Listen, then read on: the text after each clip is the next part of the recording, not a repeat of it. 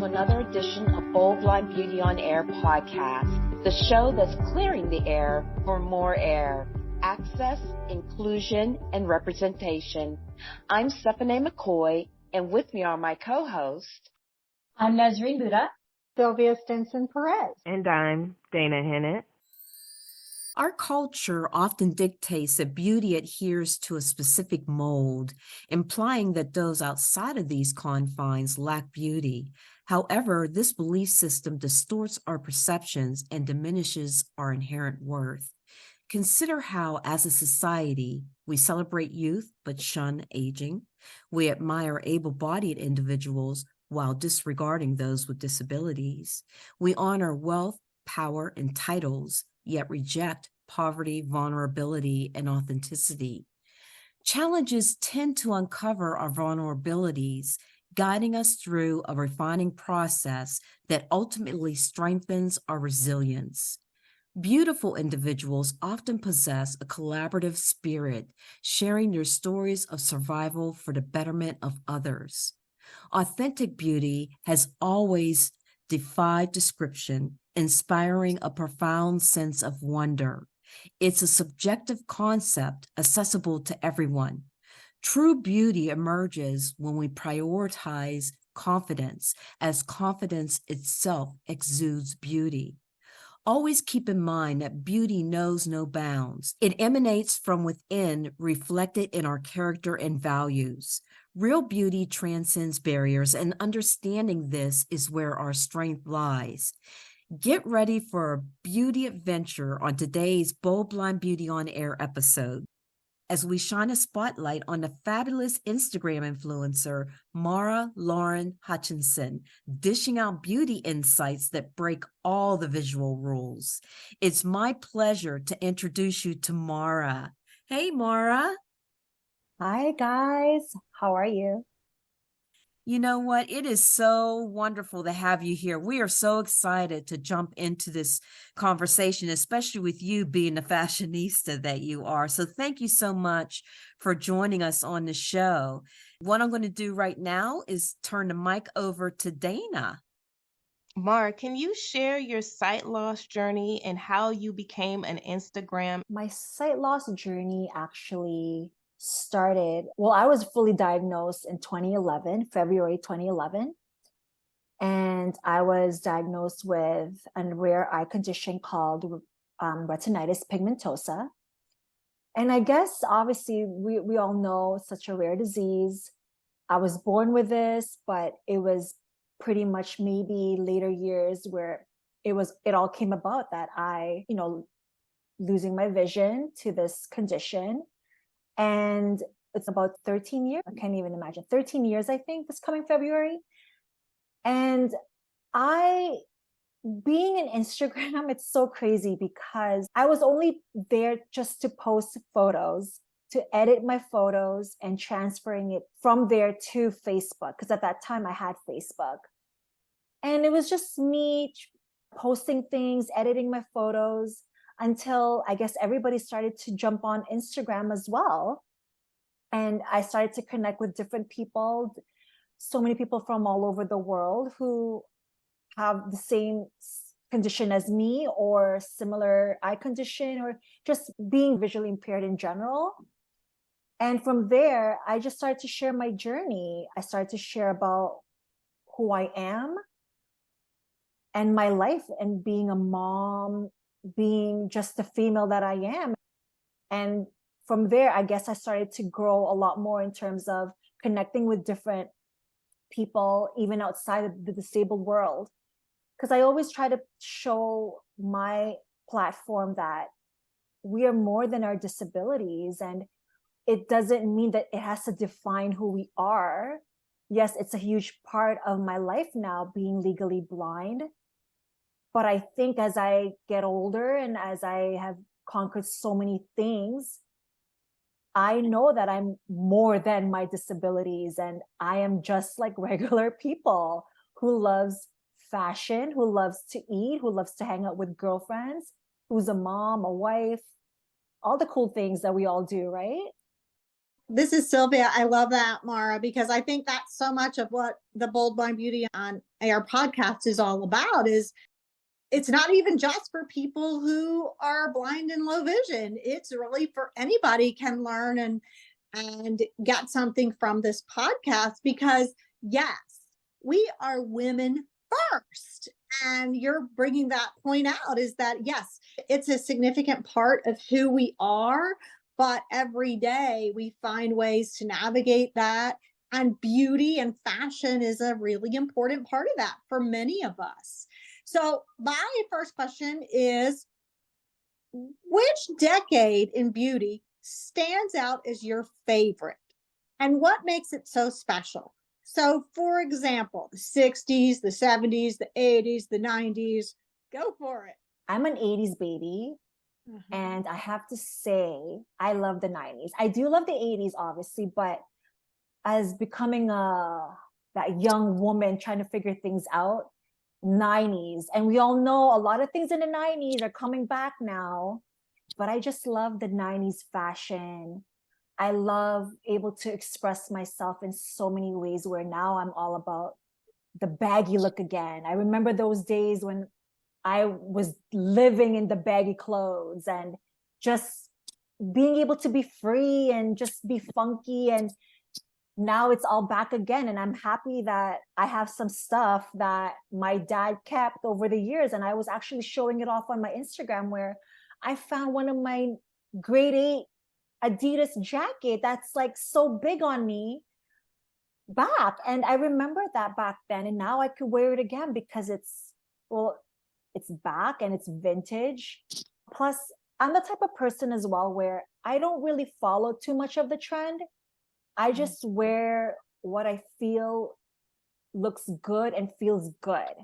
And that's the important thing about my mentality, where if it's back in the day or if it's, people may think it's out of style, but I know I feel good and I know I look good. And that's all that really matters to me. I don't like to really follow too much with the trend. I just go out there and I just feel good. I love that. Being your authentic self. Yes. Love it. Nazreen, what about you? What's your favorite decade? My favorite decade is the 80s. And I feel that the 80s is really a decade where it was full of big, bold looks, big hair. And we were into neon shoulder pads and zippers on the ankles of your pants, all kinds of great stuff, the stirrup legs. We had hair fashion that was crazy, those banana clips. And anytime, like Mara, I try not to go with the trends because not everything will work on ourselves in our 40s, 50 something bodies anymore. That is true. I second that or third that. It's true.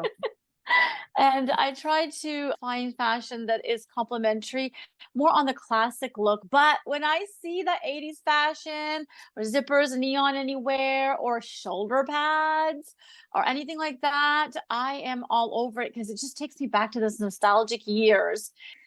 Dana, what about you? What was your favorite?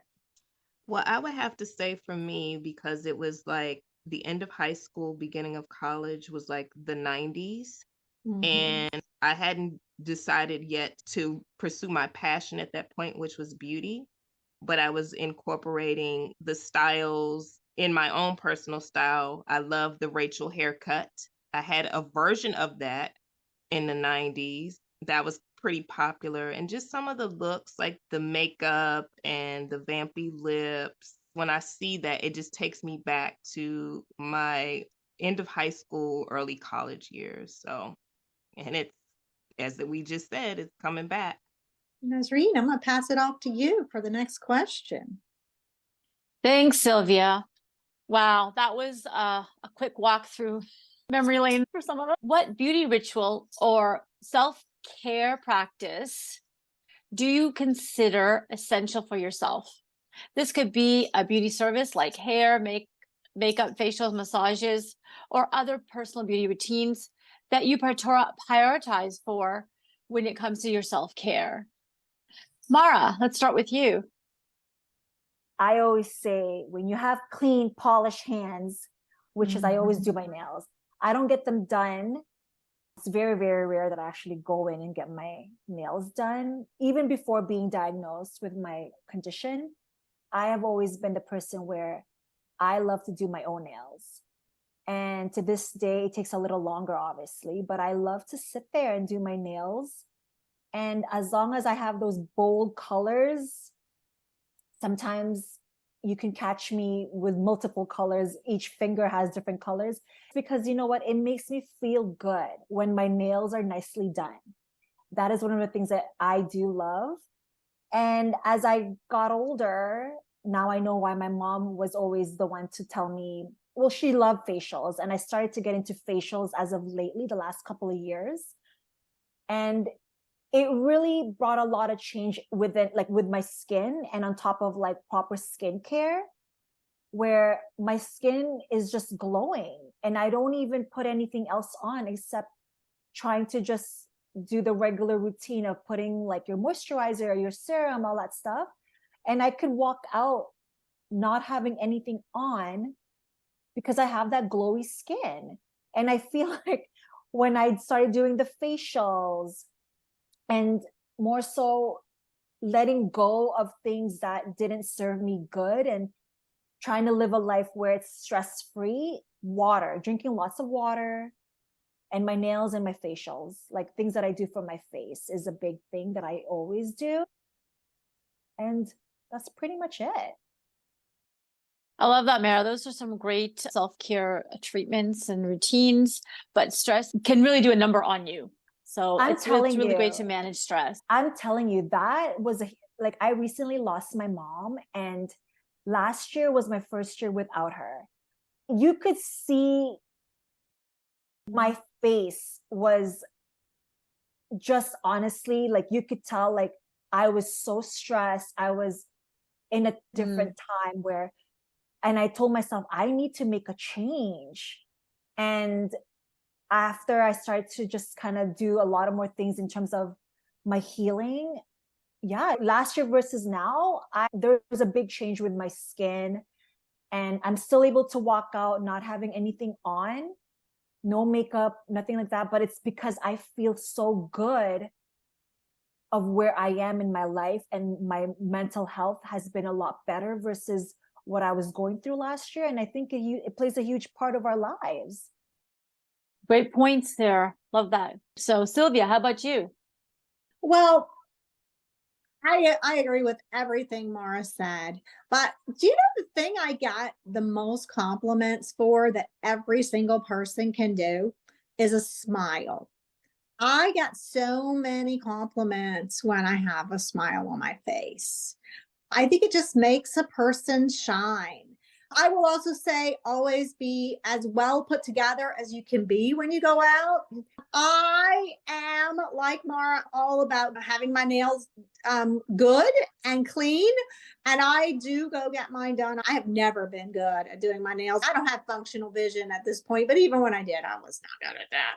So I go and get my nails done.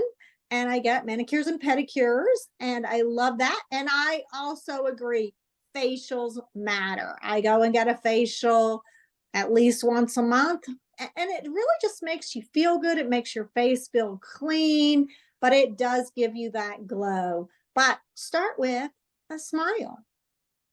That's a great tip there too, Sylvia, because a lot of us, people tend not to smile. We don't even think that that's important. It builds part of our character or our presence and appearance. But I think that's an essential asset to have. How about you, Steph?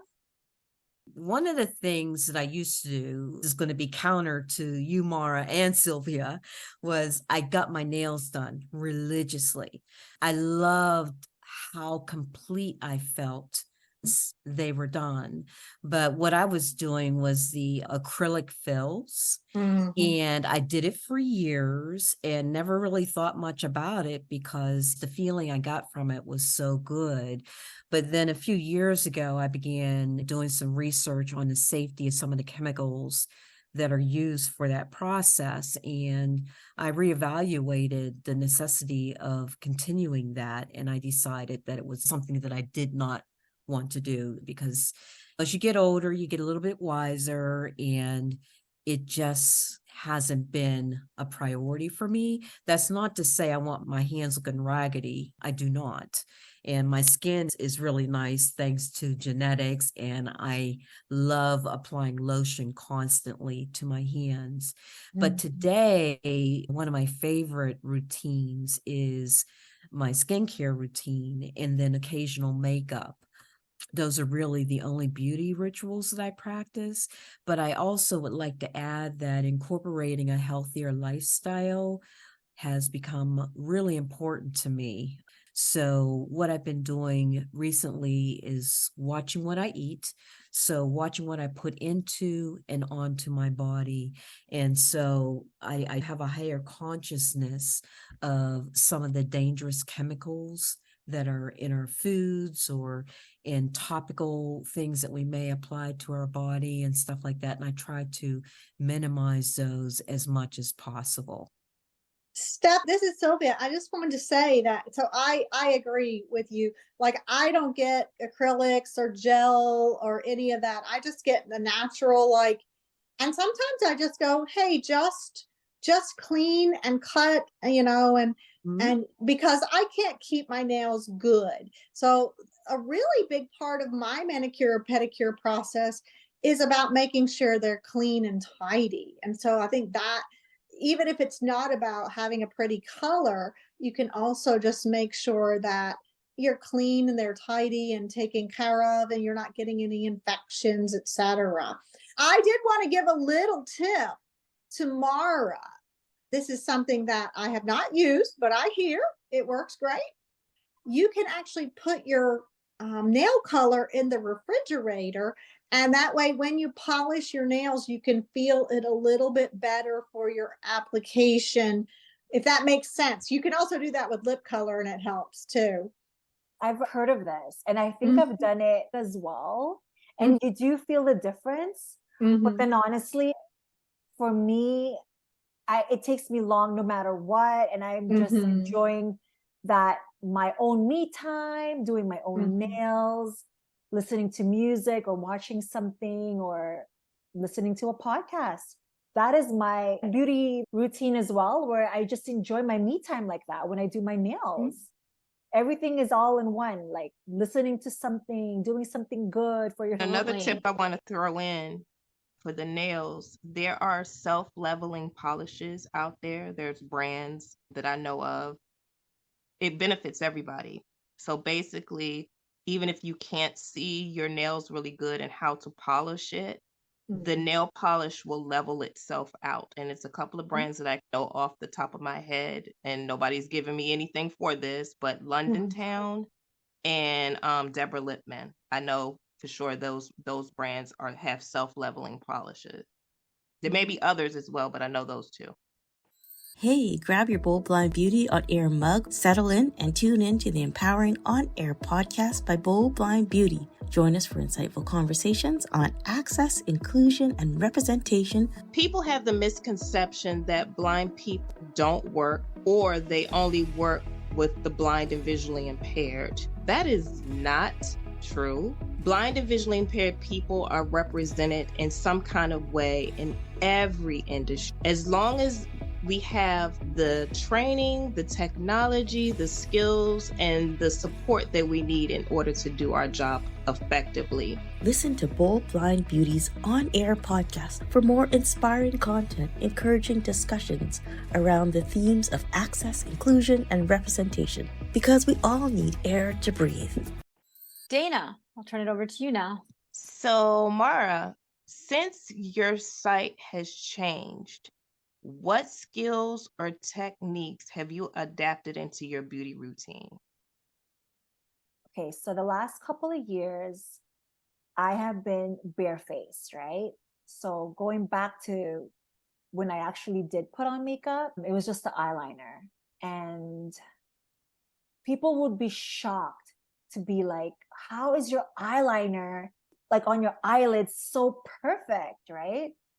Well, first of all, they don't know the many struggles that we all go through putting what we want to do just for the sake of wanting to look good and feel good. But I learned this trick where And if you watch TikTok and all those things now, it's easier to follow as well. I use this really, really firm tip. And if I were to use the eyeliner, it's MAC. And it is so firm that it's better than using like an actual pencil eyeliner, because it's so firm that I could just follow along my eyelid, and that's how my perfect eyeliner would be created. And also, I just pull out my lipstick and I'm good to go. And I don't even need to pull out a mirror. And it's bad to say, but sometimes my husband will be like, it doesn't really look right. But I'm like, well, he'll fix it for me. But I feel like when you just kind of glide through your lips a little bit and just think, you have your red lips. And I always have my red lips. And I've been like this from before I was even diagnosed. And I still do it to this day. 13 years of being legally blind. And that's one thing people would know about me, is that I don't have to have makeup on, but I have my lipstick on, which is my red lips. Does that make sense? Oh, wait, I do have another thing that I'm always known for, and it's not because it's fashion, it's because we all need it. I am always in my sunglasses. And I could put on the funkiest glasses and I don't even have to have makeup on. But once you put on your red lips and your glasses, can I swear here? Because I was about to say I'm the shit. Because I feel like I'm the bomb. Because when I tell myself or my friends now that, oh, I know I own it, it's because as women and as a mom, and being a disabled mom and disabled woman in general, it's a lot of work. And I put on anything, and I'm telling you, ladies, you ask my girlfriends, and my attitude is that I know I own it. And that's the thing. That is it. It's that confidence that shines through. Yes. That confidence shines through.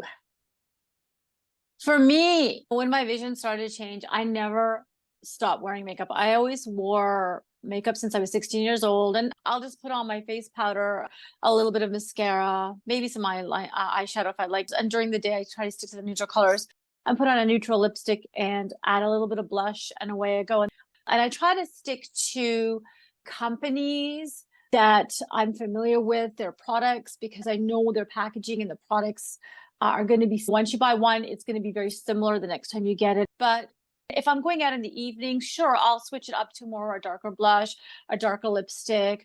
The only time I may turn to AI or other apps is to help with color identification, or ask for sighted help, or maybe even FaceTime a friend and say, hey, give me some help here. So it's turning to technology a little bit to help with that part of it. So this is Sylvia, and I can really relate to a lot of what Nazreen said. I haven't really been able to see my face in probably 15 or 20 years. I generally am going to put on at least some CC cream, which I love CC cream. Just a simple way to just blend your skin tone a little bit. And I always wear mascara too. And I think it's funny, Nazreen, I always buy the exact same brand. That's the one I know. And I know that wand is not going to end up all over my face. And one of the things I've learned with eyeshadow, because I've always loved eyeshadow, is I need to keep it simple. I love liquid eyeshadow, by the way. It has a little wand, and you just smudge a little on and blend. It's awesome and easy. I quit doing 2 colors or 3 colors. I'm just like, one color, boom. And the one I mostly use has some shades of different things in it. So I love that. But the other thing, and I agree, like I will literally FaceTime somebody, use Be My AI. I also have most of my things brailled, so I know like what color lip color it is. Mara, I know that you probably get this question a lot. I think all of us here on this podcast have at one point or another been faced with this, and I just wanted to see what your thoughts are. But what's your approach when you're faced with curious onlookers asking about beauty while you're traveling with your white cane? I know we've all felt this way where people must think, why do you look like that? But you're supposed to be visually impaired or legally blind, whatever, right? Like, it's as if like we are not allowed to look good. And majority of the time I'll look and I'll answer and I'll just flat out say, I was always this way.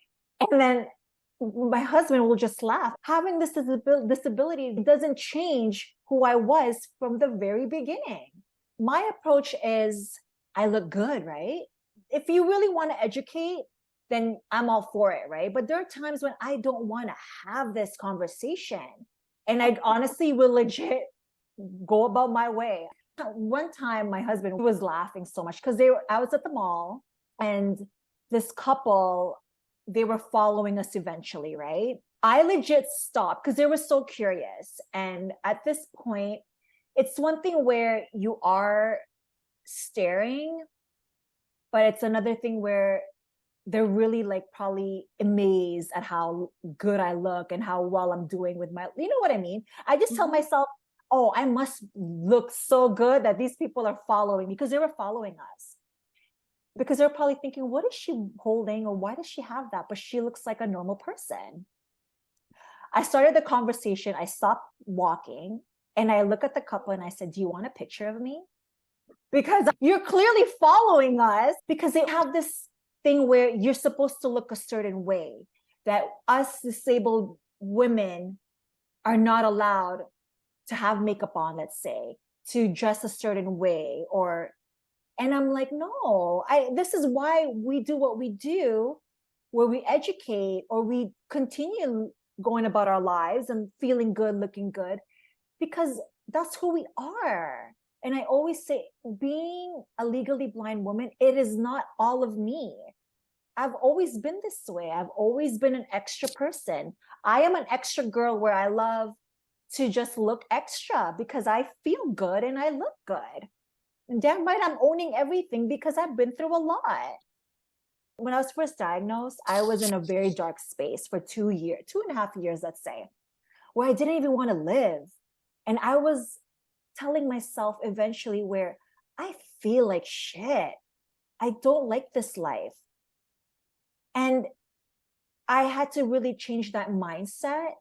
And once I started to step out of that dark space, I really started to own where you feel good, and it all starts from how you really feel within, and it'll just start to glow and shine even more as you go on about your life, when you fully accept that this is who we are. No disability is going to stop me from being me. What do you think, Dana, when people see you with your white cane and they ask you about how you look the way you look, or your makeup or hair? I walk in confidence because as I put myself together, I do it for myself, not to impress anybody else.